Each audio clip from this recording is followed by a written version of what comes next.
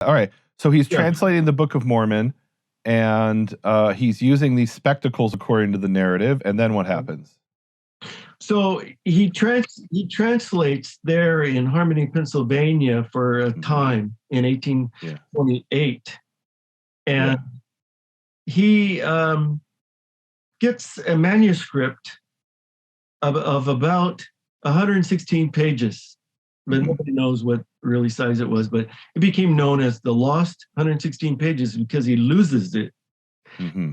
His scribe, Martin Harris, wanted to take it back, the manuscript back to Elmira with him to show it off to his wife, unbelieving wife and relatives, to show them, look, this is a great book, and read parts to them, and just say, I'm not wasting my time or money, right? So, but it ends up getting stolen and lost. Wow. There was no other copy. Wow. And so this becomes a crisis, a translation crisis for Joseph Smith. What does he do in light of this? Since it appears that he's just like dictating largely off the top of his head, or, I'm sure he prepares, but he can't duplicate it. But the Mormon belief is that he's not making this up. He's looking through the spectacles, and he's seeing the translation, and he's dictating word for word. Yes. So he should be able to do it again. You would think. But that's why it's such a crisis. Okay. It's a crisis because he can't do it. But he gets a revelation out of it from the Urim. He gets a separate revelation. It has nothing to do with the Book of Mormon, but it's his direct revelation with God.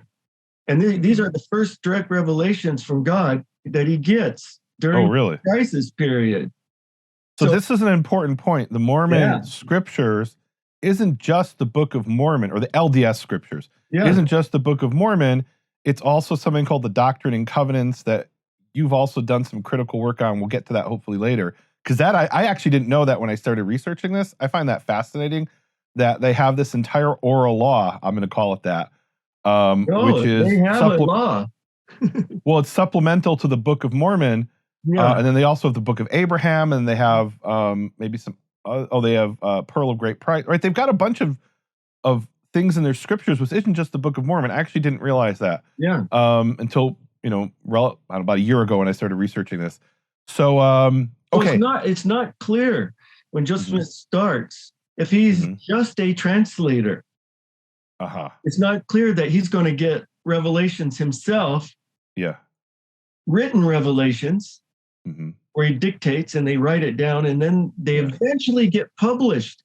That even when he's writing them down, it's not clear that he's going to publish this eventually at all. So here's where the analogy to me is so powerful, because like when Paul sends in a letter, an epistle to the Galatians, I don't think he's thinking, oh, okay, now I've just added a book to the Bible. He's thinking these Galatians have got to be set right because they're doing things wrong. But then it becomes canonized, and here we can see this happening almost in real time with the Doctrines and Covenants. It's called D&C, Doctrines and Covenants? Yeah, the Doctrine and Covenants. Doctrine and Covenants. Okay. All right, we'll come back to that. And there's covenants, or promises, or and originally it's not called that. It's called the Book of Commandments, which I want to come back to that, because that in itself is really fascinating. It's almost like their Mishnah and Talmud. I'm going to use the analogy here. It's obviously not the same thing, but it has some analogies there. So, or maybe if you were a Samaritan, you'd say it's like the Book of Joshua, right, from their perspective, meaning something added to the Torah. So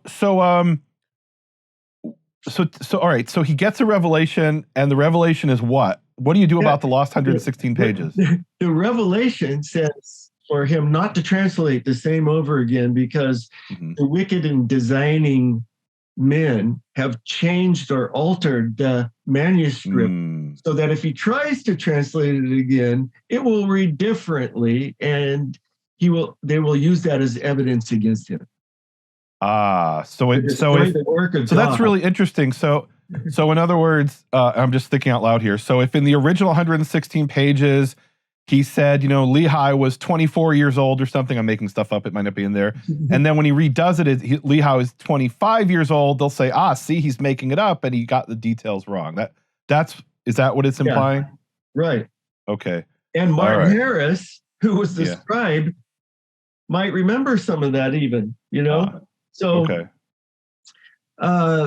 so he doesn't translate the same, but he doesn't have, he kind of fires Martin Harris as the scribe.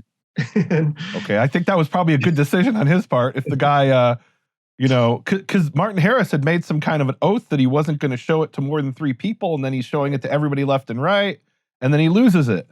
Yeah, and the thing is that Martin Harris had to ask Joseph Smith 3 times to take the manuscript. Oh, wow.